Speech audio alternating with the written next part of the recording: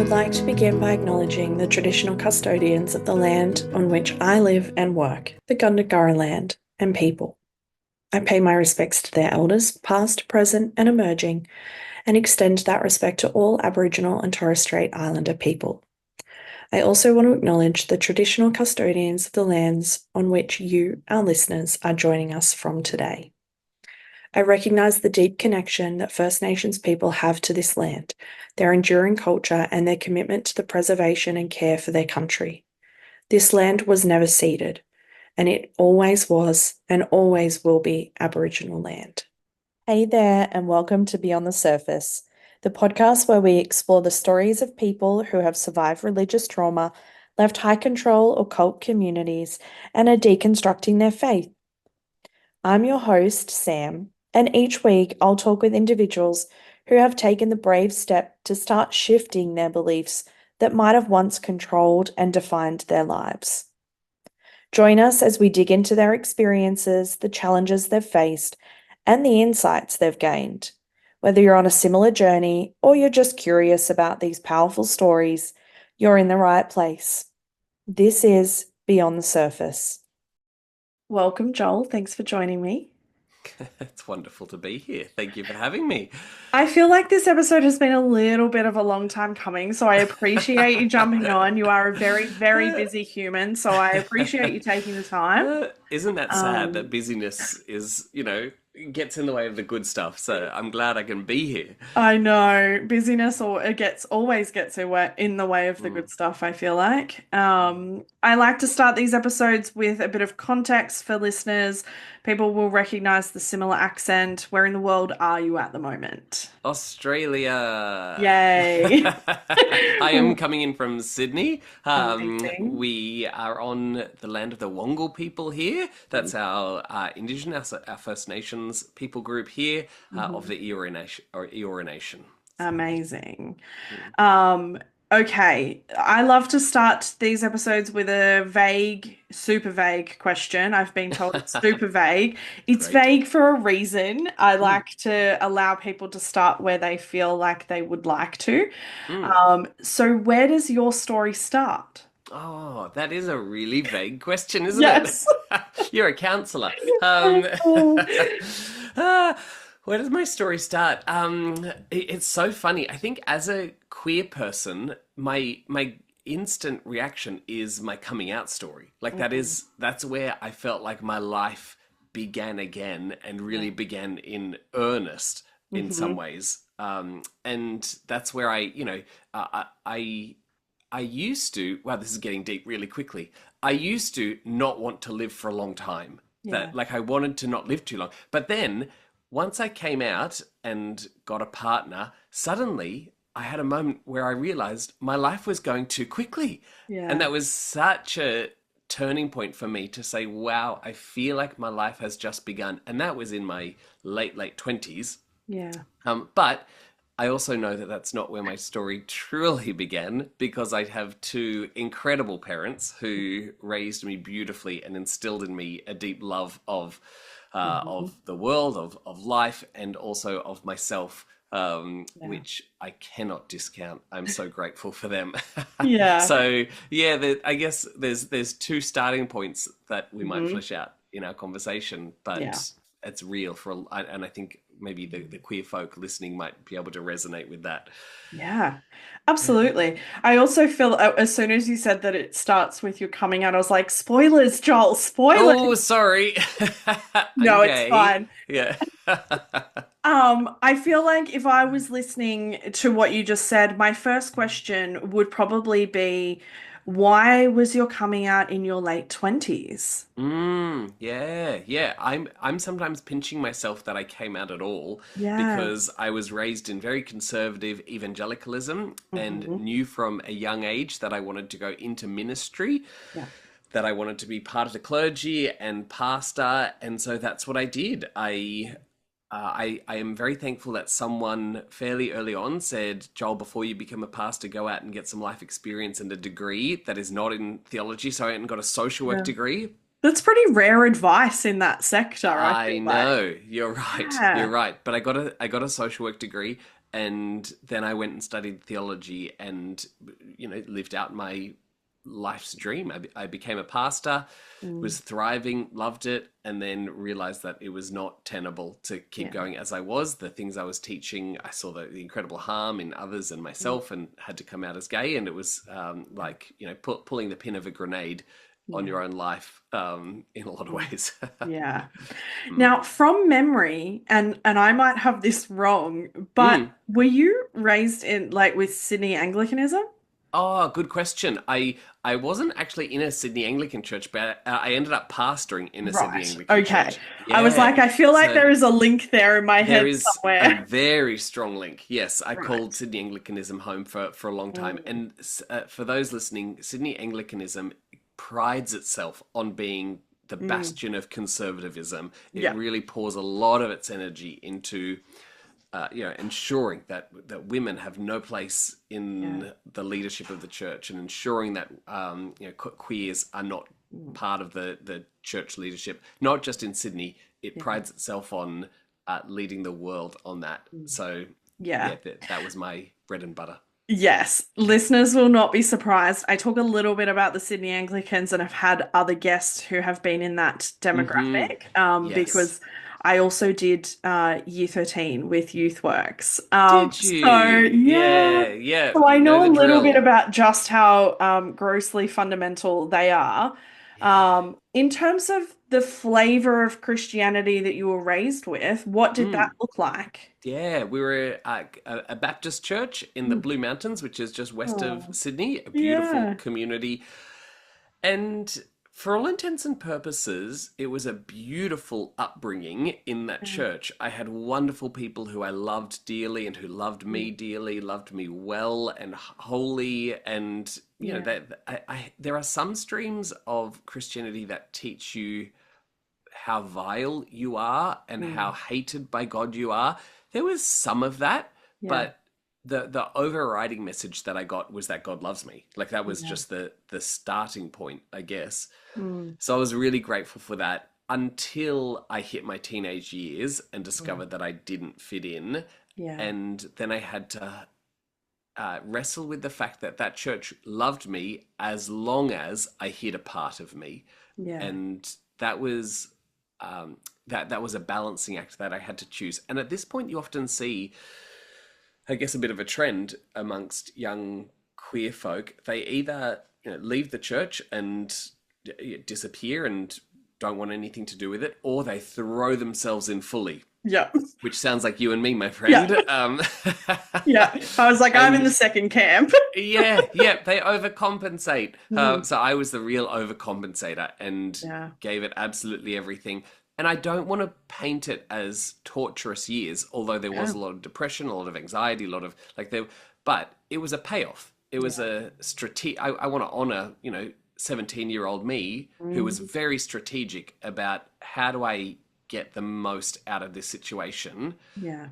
Well, these people give me love. They are my support network. They are my, they're the ones I lean on. And so, Yeah. we had to make that decision, and Yeah. we were good at it. Yeah, Um, absolutely.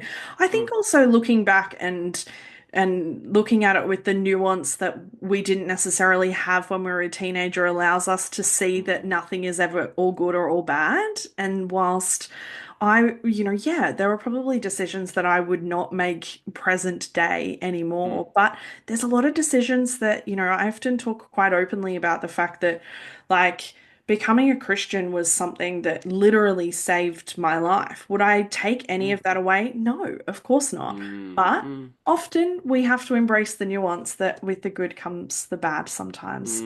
mm, mm. Nothing very rarely falls into one camp. Yes. So, Yeah. yeah. Yeah, and I think it's the cumulative Mm. effect of that badness that Yeah. really got to me in the end. It was the damage that I saw that in the teachings that I was teaching. Like I Yeah. was in the pulpit. I was Yeah.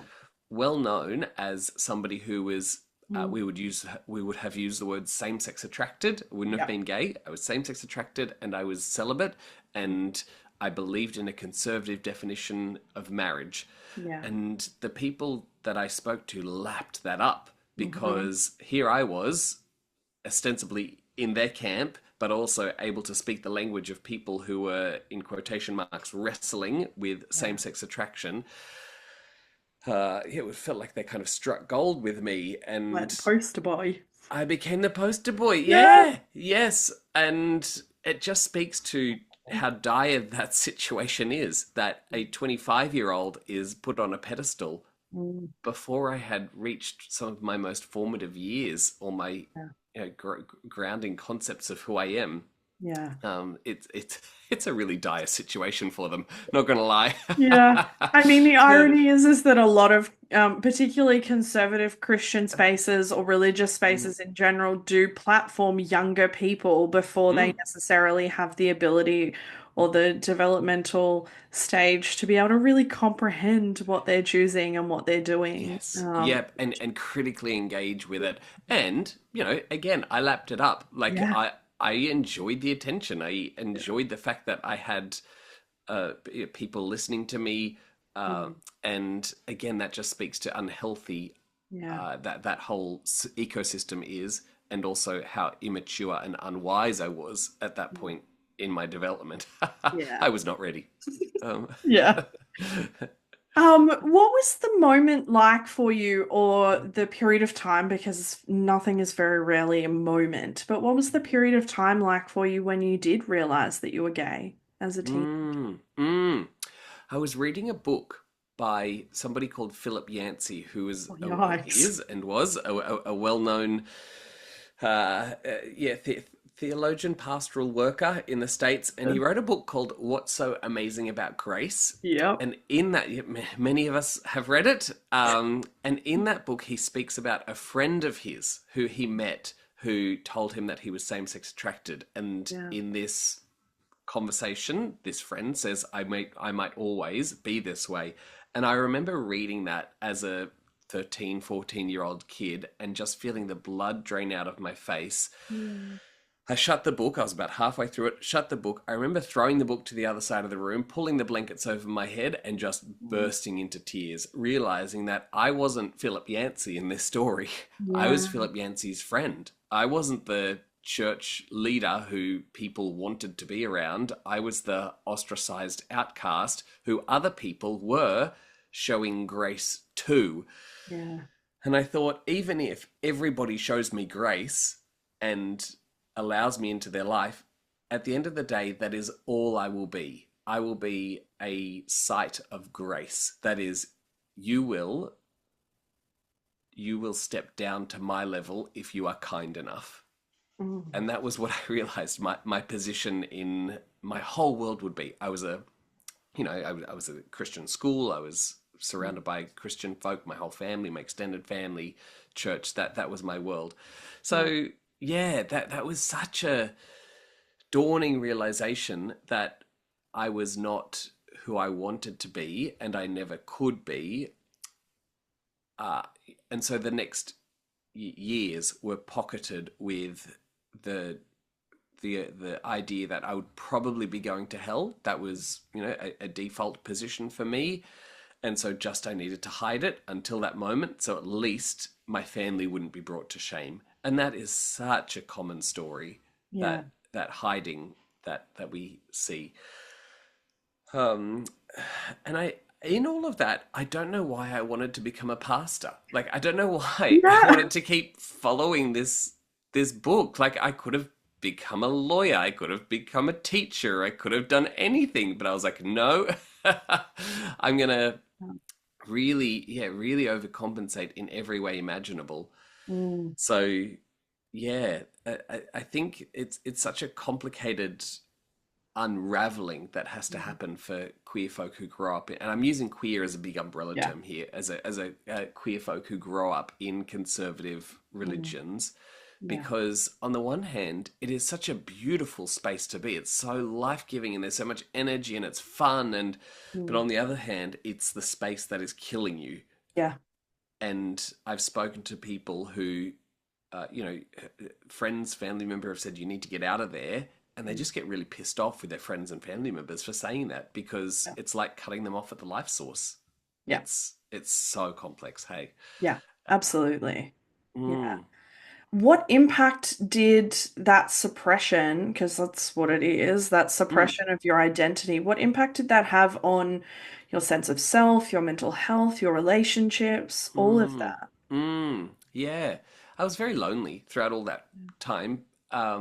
I am uh, I'm a thriving extrovert, and I really enjoy crowds and lots of people. So I had Yeah. lots of friends, and lots of people in my life, but no one who I could let in fully. And I Mm. think that's a really interesting space to be for a lot of people because it's that barrier that never fully comes down. And Yeah. then when I started pulling those barriers down, I realized I could never have those barriers fully down with one single person. Mm. I had to choose because, if I was feeling sad on a Tuesday night, I would call one friend. If I was feeling sad on a Wednesday night, Yeah. I couldn't call that same friend back, so I would have to call somebody else. And You have to schedule who you can call and be strategic exactly, about it. yeah, yeah. So you dilute your pain and divvy it up amongst your friends, Yeah. which is not sustainable, but it's a strategy I think that a lot of us had to use. Yeah. Um, for my own sense of self, there was crippling self doubt throughout all that time. And I went through waves of Mm. depression and anxiety, never diagnosed, but I Yeah. recognize in hindsight that that was there. Certainly, suicidal ideation was Mm. present through all of that, on and off. But for me, internally, um, yeah, I think the biggest thing that I keep reflecting on is how disintegrated I was, Mm. where I could not allow myself to admit to myself who I was for a long time or what I was. And then once I started admitting that to other people, it felt like such a crime. Mm. Fast forward to now where I work at a university. I've been Mm. pastoring in a church for the past 5 years. Everywhere I go, everyone knows that I am Christian Mhm. and draw a lot of energy from that. And really, that's a space that I love. And gay. Yeah. Like everyone knows that. And Mm. there is zero hiding that fact, those two facts.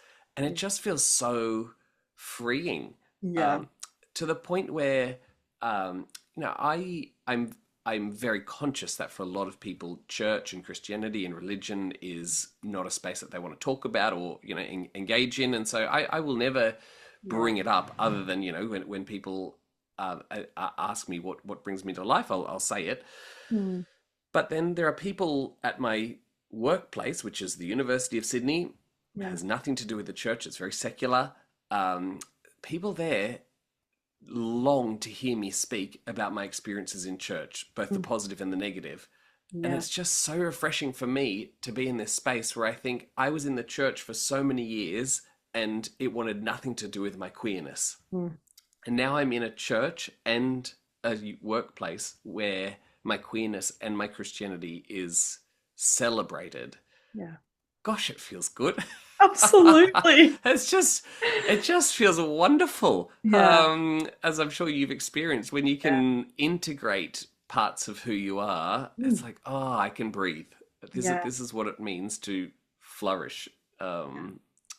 Yeah, the word exhale, when you said breathe, I was like, the word exhale comes to mind into what, in Ah, terms of what that is like. I think for so long, that suppression is just like a chronic holding your breath, like just like yeah, never knowing when you are allowed to breathe or not. yes, yeah. Um, I love that you are dropping so many spoilers. Oh, getting ahead. But Sorry. I mean, the funny thing is that when I first started this podcast and I was looking for, like I've said many times that I wanted this show to be incredibly diverse in terms of, Mm, you know, people of faith to, hardcore atheists and everything in mm, between. There was a resounding, you've got to get Joel. You've got to get Joel on this podcast. yeah. Because, even when I was studying, there was always this I mean, you did write a book as well on it, and you were pastoring an affirming church. So I feel like that's why Mm, Joel and queer and Christian sort of are, yeah, they get interconnected. mingled. Yeah, yeah. There's a reason. Um, but I am curious during those teenage years, whilst you are almost like wrestling with your sexuality and in your early Mm, 20s, how you felt about yourself and your sexuality change the way that you related to God? mm, mm. Yeah, really good question. I've reflected on this a lot, and I do find it hard to answer because I don't have any other experience. I've only got Yeah. mine. So I guess I have to compare it with my friends' experiences. Mm, On the one hand, I got very angry with God. I yeah. remember, walking home from church, just telling God to fuck off. I wanted Mm, nothing to do with you, God. I was so angry. And none of my other friends seemed to be angry at God. Like that just wasn't yeah. in their vocabulary. And I would turn to somewhere like the Psalms, where there is a lot of anger and a lot of rage and a lot of F you gods Yeah. in their own language. Um, and so I had this disconnect between my experiences and then my friends who at youth group or at church or my youth group leaders, they'd be raising their hands in worship and they would lose themselves in this. So I think there was a sense of disconnect with that, in that um, I had this negative association Mm, with God that no one else seemed to have in my yeah. circles. But then at the same time, um, I think I craved the goodness of God. I Yeah. craved the healing of God in ways that other people didn't. Mm, And um, it, because I thought of myself as so bad, mm, when I thought of the fact that God could love me, mm. I was like, wow, that's a really good God. Mhm. Which is a terrible way to land at good Yeah. God scenario. Yeah. But that made me really But we make it grateful. work. Yeah, that's it. We compartmentalize. We do everything that we possibly can in order Yeah. to let our cognitive dissonance fly. Mm, We so I landed at times on this real almost addiction to the picture of a good God. mm. And there was a song that I really vividly recall, which will probably give two-thirds of your listeners trauma. That the words were along the lines of "Every blessing you pour out, I'll turn back to praise. Yep. When the darkness closes in, Lord, still I will say, blessed be the name of the Lord." And I resonated with that so much because I was like, wow, uh, I'm going to bless. And for me, in my little journey, that made me feel really good because Yeah. I was able to say, life is tough, but Mm. I am still holding on. And Hmm. that was a badge of honor in our community. Yeah. Um, and for me, that spoke to my character, that spoke to my desire to do good in the world. Mm. That made me feel, while ever I felt like, a wretch elsewhere, that little part made me feel good. And so I did it well. Mm. Again, terribly unhealthy way to relate to God. Not advocating for it at all. But Yeah. just looking back at my story, I'm like, oh, that's why Mm. I did these things in order to pursue what made me feel Yeah. whatever, holy, sacred, sanctified. Like it made me feel like an okay person. Yeah. Yeah, so I wouldn't say my picture of God was healthy.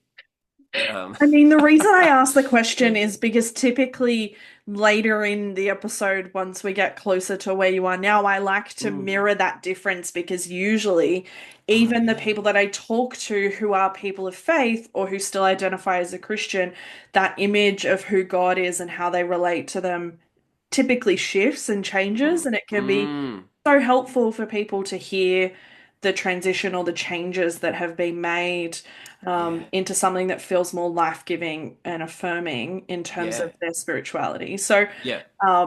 yeah, I mean, I think most of us didn't necessarily, yeah, even people who don't identify as a person of faith now, still probably wouldn't describe their relationship with God at the time as super Mm. duper healthy or Yeah. anything like that. Isn't So that I interesting? think we can Yeah. probably all Yeah. relate. Mm. But in terms of, because you said that you did a social work degree before you did your theological degree, Mm. but I also imagine that before going into that, you were in what most of us were, which was this little Christian bubble of Mm. people, like Mm. church, school, friends.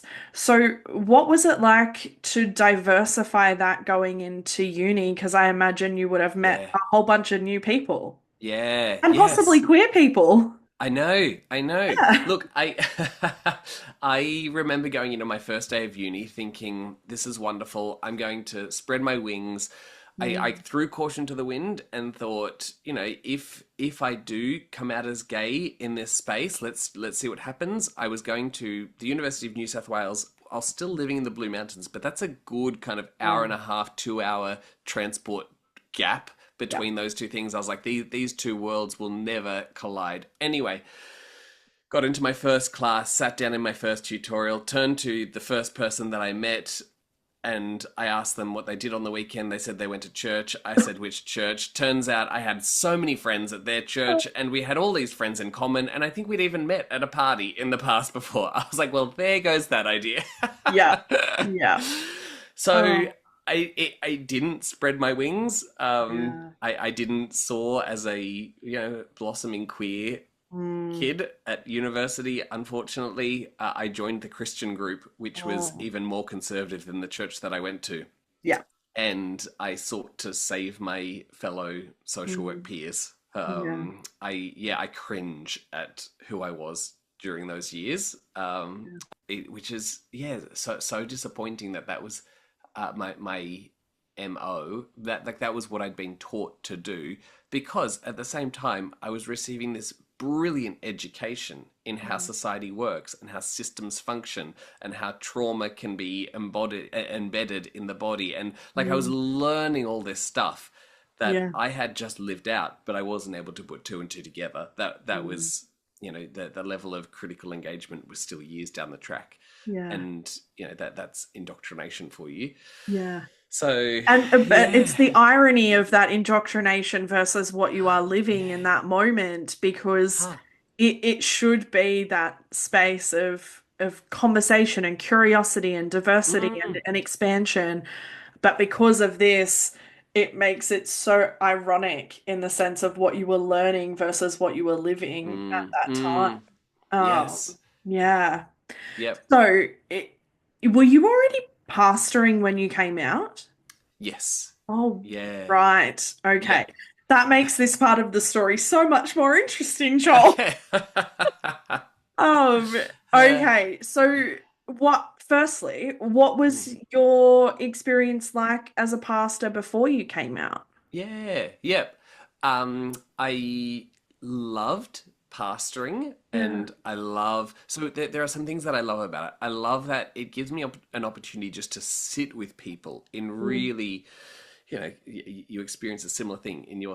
your world. Sit with people in real crisis times, Mm, um, and I think the rhythms that I drew from my spirituality of prayer, mm, lament, sitting with people. I think were they complemented my social work toolkit quite nicely, yeah. and being able to be with people for whom that was important for them, and do it at those real crunch time moments. Yeah.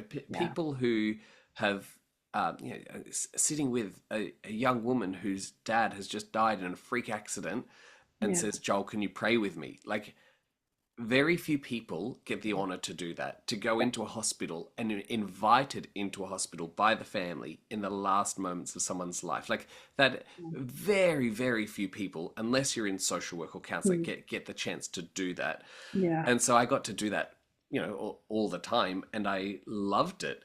Yeah. And realizing simultaneously that part of me doing this meant that I had to toe the party line and retain this conservative theology, and not just retain it for myself. I also had to teach it and enforce it in other people's lives. Yeah. That dawning realization. Mm, It was cognitive dissonance writ large. I had, in the course of my master's thesis, written a piece from a really conservative perspective about same-sex attraction, and Mm. yeah, I wrote it from a perspective of grief and loss. And as I was writing it, I remember opening up we'd call it the affirming position, the theological position that says it's okay to be gay. Mm. And as I read that affirming position, I discovered that they were using the exact same theological method that I was being taught in my conservative theology course, but they were coming to a different conclusion. And that was so destabilizing for me. I remember shutting the books and leaving the actually I stole one. I think it might be on my bookshelf. Thinking thinking I must never allow anyone to read this. Like it is like this is too dangerous. And so Oh, I shut those books and I ignored it entirely and I didn't write any of that into my thesis. So I knew that I had ignored this whole body of scholarship that was out there. And then I got my mark back and I had done extraordinarily well. And I remember looking at my mark thinking, I've just done very well in what is, an institution that prides itself on its scholarly rigor, and I've done well by ignoring a mm. huge amount of scholarly discussion. Yeah, There's something amiss here. yeah, yeah. But I put that to the side. In hindsight, the cracks had well and truly formed by that stage. Mm. Um, I was able to convince myself that pastoring was still a good thing, though, Mm. because while everything was no longer black and white, it was shades of grey, but definitely dark grey. Yeah. And I love that. over time, that dark grey just got lighter and lighter and lighter. And Yeah. there's a point on that, what is it, the saturation continuum, where you Yeah. realize, like what I'm putting in is not only harming myself, it's harming the people around me. Yeah. It's no longer black and white. This is all hues of grey, Mm. and it's just not worth it. Yeah. So yeah, I would love to say that pastoring through that time was miserable, but it wasn't. Like Yeah. I had so many wonderful things that I got to enjoy, Mm. but it became more and more miserable for me. Yeah. Yeah. I mean, I am assuming also this question is kind of centered around what you were just talking about, which was being at theological college, which I'm going to assume was probably like the conservative theological college It that was Sydney is one of known the for. two. I Oh, no, I wasn't I wasn't it wasn't the Anglican one. right. Okay.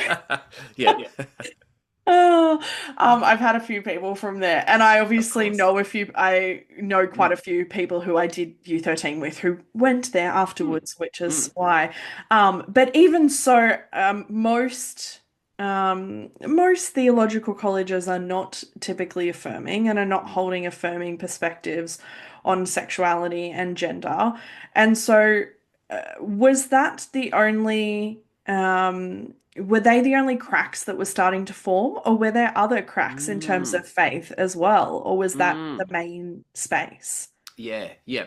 Look, certainly I think the the boxes that I was taught to think about God Yeah, in, they never felt watertight, yeah, okay. even as I was learning them. And I remember sitting and listening to what was very certain theology Mm, being taught and thinking, that just doesn't feel like mm, a viable candidate for the mystery of the divine. Like that yeah, just feels like something's missing in your theology there. And I could never put my finger on it. And yeah, so there is great comfort in certainty.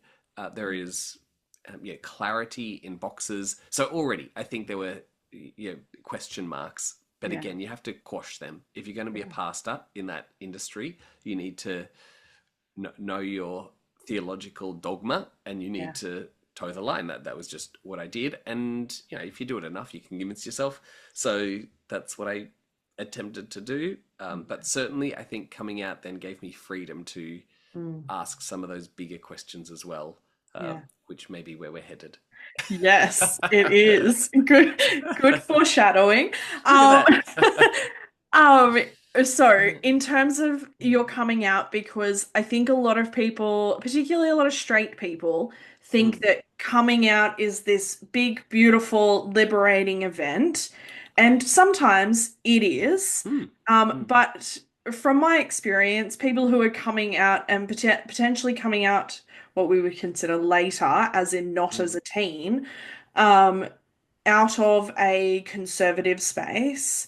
mm, It's not all, it doesn't always look like that. It can be mm, deeply painful and involve a lot of grief and a lot of loss. Still a mm, lot of expansiveness and liberation, but it's not all of that. mm, And mm, so I'm going to throw a double-barreled question at you in terms of what was the decision-making point in terms of, okay, I'm going to come out. What mm, was that decision like? And then what was your coming out actually like? mm, mm. Yes, that narrative around the big, beautiful coming out, it is so modern Yeah. and it is so media driven. I Yep. know one or two people who have felt, waves of joy when they've come out. And Yeah. it is so, it is so unbelievably rare. Yeah. That almost everyone I know who has come out has lost at least a couple of friends. Hmm. Most, particularly if they're in the church, have just written off Yeah. the majority of their friends, family members as well. So yeah, I think it's so important to keep ourselves grounded, Yeah. because there is that liberation, there is that expansiveness, but that comes a long way down the track. Yeah. And I think I don't want to, no, I know I don't want to set people up Mm. for this expectation that it's going to be a smooth path. Yeah. And I also look at, a number of friends who are still very much in the closet, Mm. um, and they may never come out. And Yeah. I want to honor their position, to say, I hope and I pray that you can experience liberation and expansiveness within the world that you have, because you are playing chess here with the system and you Mm. have to work out how to survive for yourself. Like you have to protect your own king here, Yeah. and you're using all the tools at your disposal, and maybe not coming out Mm. is your best life, and I have to work with you in those constraints. Yeah. And so I want to honor that journey. Yeah. Yeah, but also say it's so much better if you can, like Yeah. if society allows you to. And thankfully, I'm in a subsystem where I can. Mm. Most countries around the world, it is very hard to find that subsystem in. Yeah. Most places in our world at the moment Mm. don't have that luxury, Yeah. which is a tragedy. And so we have to keep fighting for it. And indeed, Yeah. in some of those places, we see those rights being Mm. stepped backwards in conservative resurgence or conservative backswing. So it's a fight to keep pushing towards that. For Mm. me, the decision to come out, it had a couple of steps. I had already come out as, I think I mentioned, as celibate and sex attracted, and I was in that category for a few years, Yeah. which I think was really helpful Like a because transition. it was a transition. Yeah, that's it. It gave people time to adjust. Yeah. Generous of you. Yeah, wasn't intentional, but I look back and I'm like, oh, I'm really glad that I did that, Yeah. because my parents, throughout those couple of years, really wrestled. My mum, in particular, was bracing herself with a lot of grief Mm. for never having grandchildren. That was one thing that she wrestled with. And then also of knowing that her son might never have a partner. That grieved her a lot.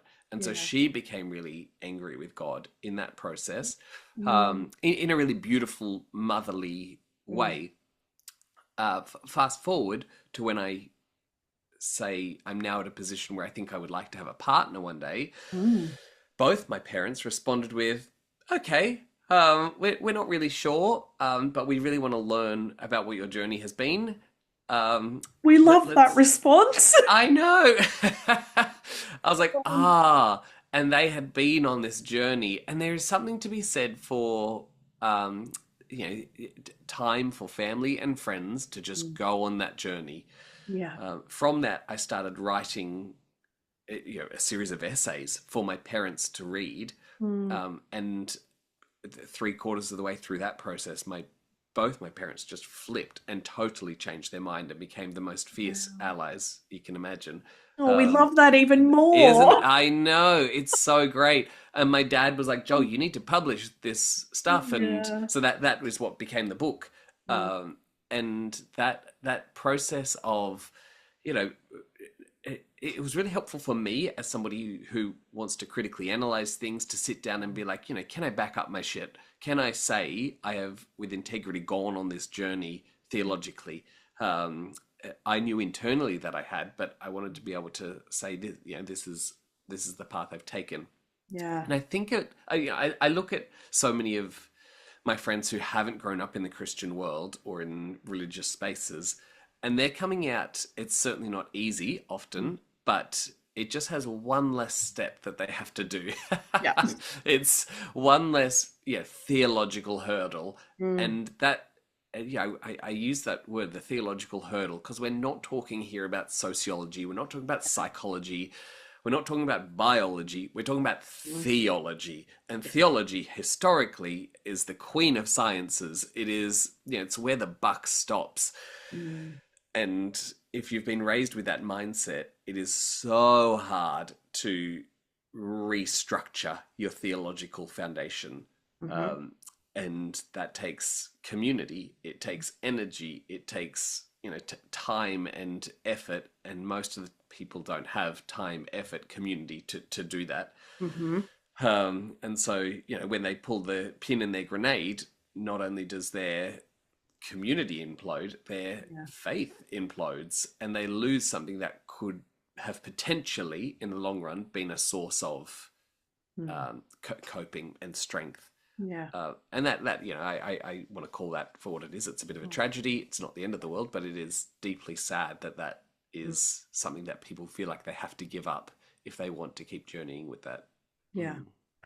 What, in terms of the coming out and saying, I want to potentially have a partner, I don't see this as something that Mm. would be harmful or an issue, Mm. or becoming affirming, what did that cost you? Because typically, I mean, Mm. I'm imagining, like, you're a pastor, I'm Mm. imagining that's going to cost you something, but even people who were not pastoring a church, that comes at a Mm. price, Mm. usually. Mm.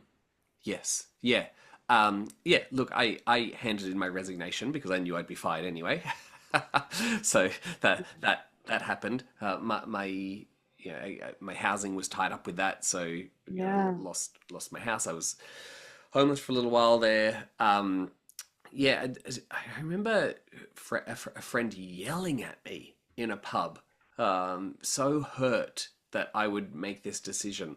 I had so many conversations over years of people who felt like I had betrayed them, I had let them down, and um, I sat. This is a couple of years down the track.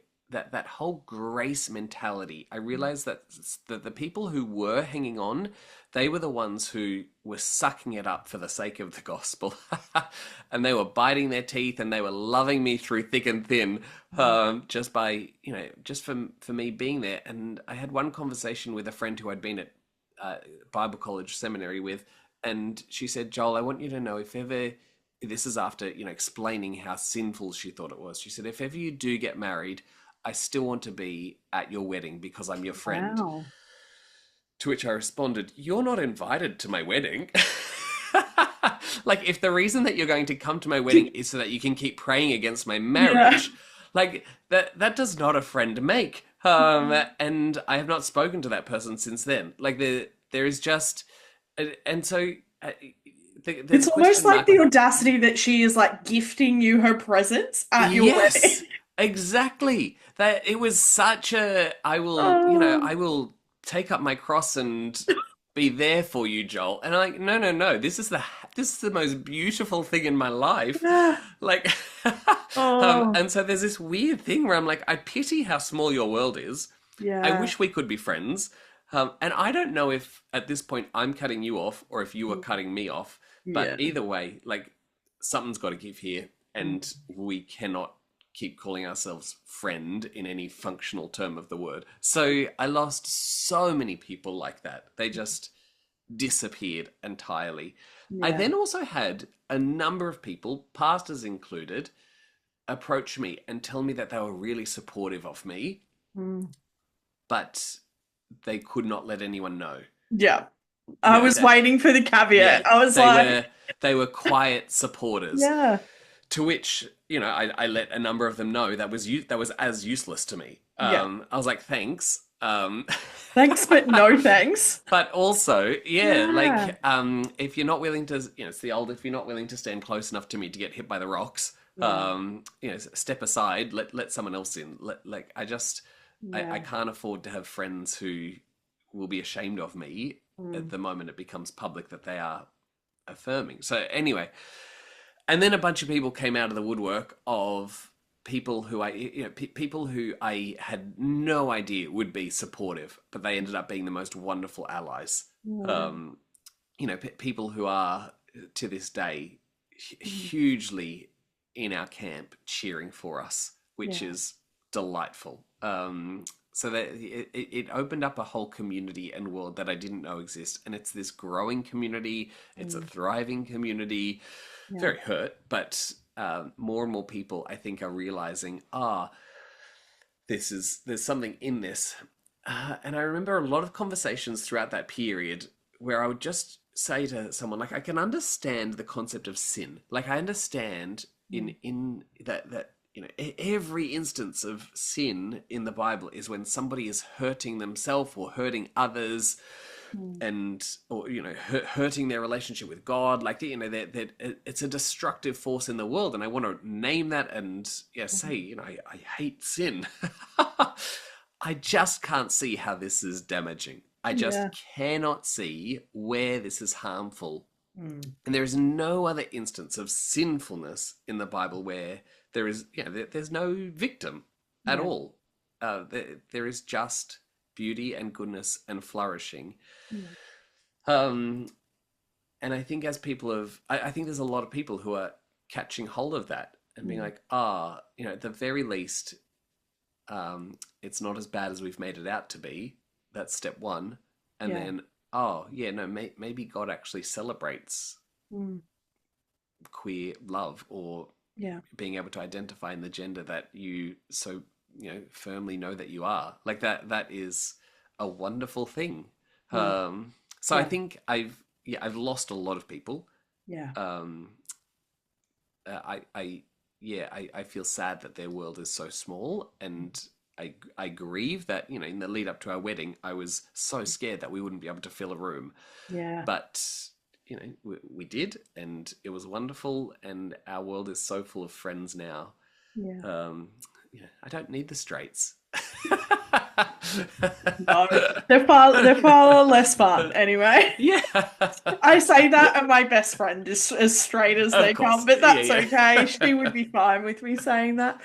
I'm Uh, curious what it was like for you to create the church space that you didn't have for other mm. people. Yeah, yep. It was a rocky, wild ride. Yeah, I bet. Yeah, yes. So, context, I've been pastoring this church for 5 years now, the church that my husband and I and some friends started. Yeah. And as of a little while ago, a month or Mm. so, I'm no longer the pastor there. And as of Yeah. last night, we have commissioned our new pastor. So, Right. I have handed the baton over truly. Yeah. Yeah, it was what very similar to the whole journey. There are so many moments of wonder and awe and beauty and goodness, and then there's moments of like, damn, why is everyone in this space so screwed up? Like this. Oh yeah, I Yeah. know why. There was just a lot of that tension, always with the goal to just keep working towards healing. Yeah. I often said to people, if you have your Christian lens on and you come into this space, then I'm a pastor. Mm. But otherwise, most people will look at it and see I'm just doing like group CBT with a bit of a spiritual veneer. Like Yeah. there was a Yeah. lot of social work happening, and Yeah. I'm very thankful for that training, Yeah. and that work. So Yeah. yeah, it was pulling from every tool in my toolkit Mm. to try and create this safer space that people could come into and experience that exhale that you were Yeah. saying. Yeah. Not feel like they had to subscribe to XYZ dogma, Mm. um, but also could have enough structure where they knew where the community generally stood, Yeah. and that they could find themselves in that and Mm. find joy Yeah. as much as one can. Mm. So yeah, it's been wonderful but hard. Yeah, I love asking this question to people who I have on the podcast who are still people of faith, and Mm, particularly those who are queer people of faith, because not because I personally need to know the answer, but I know that there are potentially people listening who are curious, particularly younger people who are wrestling with their queerness and their yeah. spirituality or their sense of faith, which is considering the harm, considering the atrocities that are done in the world Mm, based in religion and in Christianity specifically, because that's the world we're talking about, mm, why hold on? Why mm, why maintain a sense of faith? mm. That is something I ask myself regularly. Yeah. Yeah, I'm gonna hospital pass this one to Rachel Held Evans Oh was yeah. a Okay. wonderful author. She passed away a couple of years ago, but she was just Yeah. a great thinker. She was asked this question, and her Yeah. answer was, "Jesus is still the story that I'm willing to risk being wrong about." Yeah. And I think the narratives that we have in our world today can be full of life, but they are so often degrading. Yeah. The messages that we have around what it means to be a flourishing human, I think there's so much beauty in them, Mm. but there is also something to be said for finding yourself in a bigger narrative, Yeah. a narrative that transcends the here and now, that transcends temporal space, that is bigger than my story that keeps going after I'm dead, that has Mm. started years ago. I think there's something wonderful about that. And finding myself in that story is Mm. so exciting. Yeah. It's just, it's nice to be a part of it. I often think I could be a good monk, just contemplating the Yeah. that space. And the reason I am drawn to that is because that contemplative way of Yeah. doing Christianity is so different to the rigid, Mm. maybe evangelical word, we could use that word, the rigid, Yeah. dogmatic way of doing it. Because the whole process of contemplative Christianity and contemplative faith Mm. is asking questions and Mm. thinking bigger and diving deeper and Yeah. leaning into the mystical, Mm. which I adore. I would be very disappointed if we found out that we lived in a world without magic. Yeah. Uh, and I like the idea that our world is just a little bit more magical than I know yet. And so Yeah. I'm just going to keep doing it. Yeah. Um, So in that, I mean, I would certainly not consider myself a person of faith, but I am someone who would consider themselves spiritual. And I mm, think that for a lot of people, they sit in that in-between phase of those two things.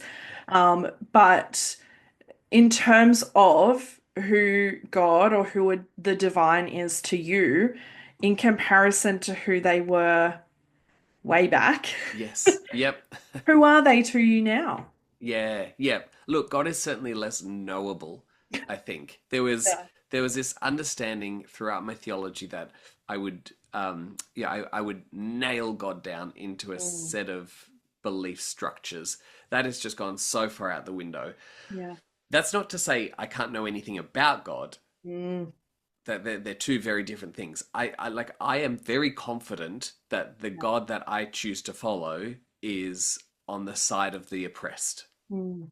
So that is something that I know about God in my own journey.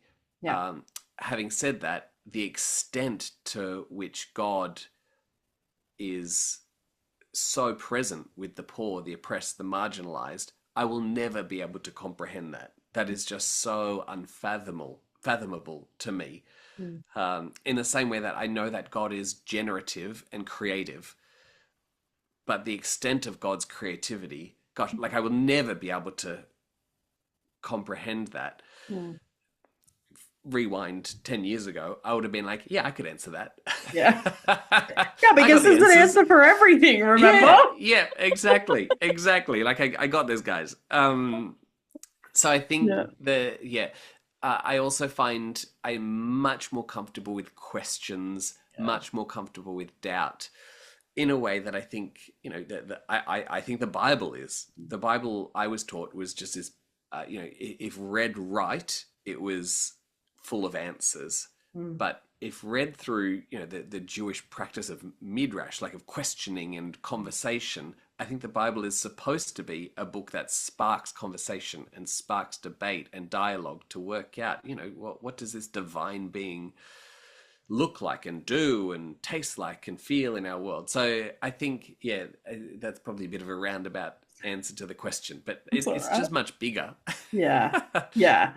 I Mm, think time and again when I ask people that question, typically three words come up in terms of how mm, they now relate to either religion, faith, God, anything in that spectrum, mm. is curiosity, mystery, and wonder.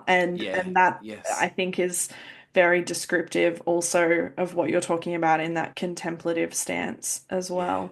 yeah. Um, your episode, which I forgot to mention to you before I hit record, your episode is coming out in Pride Month, which is next month Oh, as we're fun. recording. Yeah. And so I've been asking everybody who is being released that month what queer joy for present day Joel looks like. I should mention I'm married. Yes. I have a wonderful husband. Mm. Yeah, let's start with that. Yeah. Yeah, I think there's a part of me where I, it's so normal for me these days. Sometimes I would just be doing everyday life and, Yeah. hanging out with my husband, and then something will kind of take me out of the moment. I'll be like, oh yeah, that's a gay thing to do. Oh yeah, okay, that's like that is me being gay. Yeah. That is not the normal, to the point where I went to a wedding a little while back and then saw the bride and I was like, what is she doing here? That's a man at the other end of oh yeah, that's right. The heterosexuals get married still. Like that is that's something that they invented. I love that. There is something just so normal about it. Yeah. And so that is my queer joy. Yeah. It's not, you know, I love the rainbows, I love the queerness, Mm. but at the end of the day, I just love how normal I can Yeah. be. And that is not a heteronormative normal. That is just I love the person who I'm with Yeah. normal. And I celebrate that I don't Mm. have to hide that. It can just Yeah. be part of my everyday rhythm. Yeah. I mean, Yeah.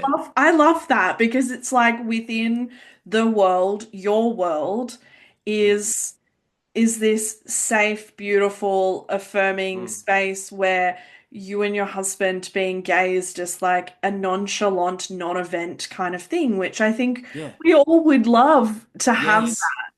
Uh, Yes. and I think that the more normal queerness becomes, I think that's the epitome of queer joy because Yeah. that means that we are wholly loved and accepted for who we are, and we can just live authentically. I don't think Mm, there's anything more joyous than living authentically. Yeah, it yes. might not be glitter or rainbows, but living Yeah. authentically is the Yeah. exhale and the breathing and the being able to just move about life in a way that feels good and Mm. safe for you. Yep, authentic and mundane. That's what I Yeah, aim for. Yeah. I love that. Mundane is so good. It's such an Yeah. adult thing to love the mundane. But look, we're adults here, so Yeah. let's just embrace it. Yeah, if you're in your early 20s listening to this, one day you will love the mundane. You'll crave it. Yeah, Yeah. absolutely. Um, I Uh, I love finishing these episodes with some encouragement for people, mm, which is around what you would say to someone who is fresh in their deconstruction. But mm, I'm going to put a slight twist on it in terms of particularly somebody who might hold a ministry position who is listening to this Mm, or who mm, sees their life trajectory in terms of pastoring, what would you mm. say to that person who is questioning everything? Yes, yeah, yeah. It's so scary. Like Yeah, it is so destabilizing to be in that position, and I don't envy it at all. I was in that for years, so yeah, sucks to be you. Like that. yeah, Yeah, better you than me. That's yeah, my first reaction. But I think also I had I had a period where I was not in ministry and I wasn't pastoring, and I grieved that. And I know that a lot of people who if they were to come out as affirming, they would lose their jobs, they would lose their ministry, and there is a lot tied up in that. I would not rule out, though, the idea that you could never be a pastor again. Like, there are churches now that would crave you. I have literally been looking for the past couple of months for yeah, somebody to fill my church. yeah, There are churches that are like, yep, you are the one we want. mm, yeah, There's work out there to be done. Don't think that, just because you are outside of the theological mold of your tradition, that there mm, is no longer good yeah, Christian, if that's your tradition, work to be done. yeah, It's there. So I think you've got a long journey ahead of you, my friends. yeah, But don't believe the lie that this is it. There yeah. is so much more. And if Mm. worse comes to worse, just start one yourself. Like And that's do it. It's so worth it. yeah, I have resources for you. yeah, Um, yeah. And because I can't, I'm going to add one more person that I mm. want you to speak to, which is ex poster boy for same-sex Oh celibacy, yeah. right? So, Yes. like, what would you say to somebody who thinks that their only option right now is to be celibate? Yeah, yeah. Um, I I know that when I was in that position, I what I needed to wrestle with was theology. Like Yeah, that's what I needed to wrestle with, and I was too. I was too scared to read the theology and do it justice. I don't mm, want to project that onto those people and say, you're too scared, you coward. Like because I don't think that's way too simple. But yeah, I want to honor that complexity, but mm, also, yeah, honor the fact that on the other side of that mm, poster boyship, there is more that is far more liberating. And the so I am a firm believer that celibacy can be a beautiful thing, and yeah, celibacy can be a gift. And there are those who just thrive in that, and I don't yeah, want to diss it at all. But mm, if that's not you, call yeah, it what it is. hmm, Um, open yourself up to possibilities and do that wrestling, because the yeah, last thing you want to do is jump into a relationship mm, where you don't feel like you can have integrity. yeah, So find someone who you can wrestle with, mm, reach out, find community online, go to an affirming space. Yeah, do that good wrestling, and I hope you can find some joy in that as well. I remember I would read, portions of books and just be like, wow, this is the possibilities of my future. As mm, scary as that was, there's yeah, some goodness in that. yeah. Perhaps I don't know if that answers the question, but Yeah, yeah, absolutely. And I'm glad you mentioned that, I asked that question not to demonize celibacy in any way, yeah, which is why I yeah, worded it as like the people who think that it's the only option, right? yeah, And I think, yes, the biggest thing is the that we want to promote agency and autonomy and choice and informed yes. choices and all of that sort of thing. Yeah. But I think it is far more meaningful to ask that question of somebody who has been in that space, Mm, um, because there is that perception or that vision of you are sitting here married, not celibate. And so mm, there is the potential for life on the other side if you don't want that as your mm, option. mm, So I mhm. love that. That's beautiful. Yeah. Um, Thank you for joining me. Yeah, thank you for having me. I Everybody who has said get Joel on the podcast, here we go. Done. Done. Tick that Um, off. Thank you for waiting.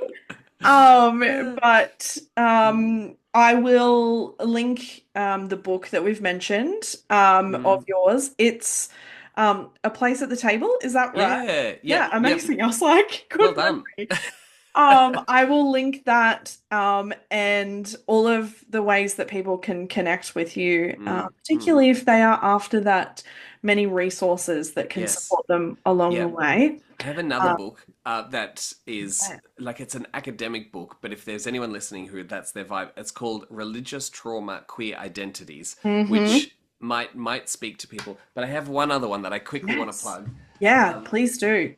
this is we're launching it or Oh, by the time we yes. this is a compendium of authors who have put together thoughts around the idea of spirituality and social work, so Mm-hmm. the helping professions. And it's everything from what can Jewish rituals teach us about grieving through to how does African spirituality sit with child protection, and so that there's a lot of interesting thoughts in there that I had a Yeah. joyous time co-editing. So Yeah. hopefully that's another resource that people could draw on. Absolutely. Mm. I will link all of those, and people can get in touch with you if they've got questions around it. But yeah, thank you for joining me. I Mm. appreciate your voice in this space. People would probably already also, if they follow the collective, Joel is on our advisory committee, so we love his voice in this space. So I'm appreciative of the amount of research and work you put into this space and this work, and particularly research that I don't want to do because I'm not a research person. So I'm grateful for people who love to Takes a nerd, yeah. just go knee deep into the nitty-gritty of it. So appreciate that, and Mm. appreciate your time and your vulnerability and openness in sharing your Mm. story. Thanks, Sam. It's always a joy to talk. Thanks for tuning in to this episode of Beyond the Surface. I hope you found today's conversation as insightful and inspiring as I did. If you enjoyed the episode, be sure to subscribe, leave a review, and share it with others who might benefit from these stories. Stay connected with us on social media for updates and more content. I love connecting with all of you. Remember, no matter where you are in your journey, you're not alone. Until next time, keep exploring, keep questioning, and keep moving forward. Take care.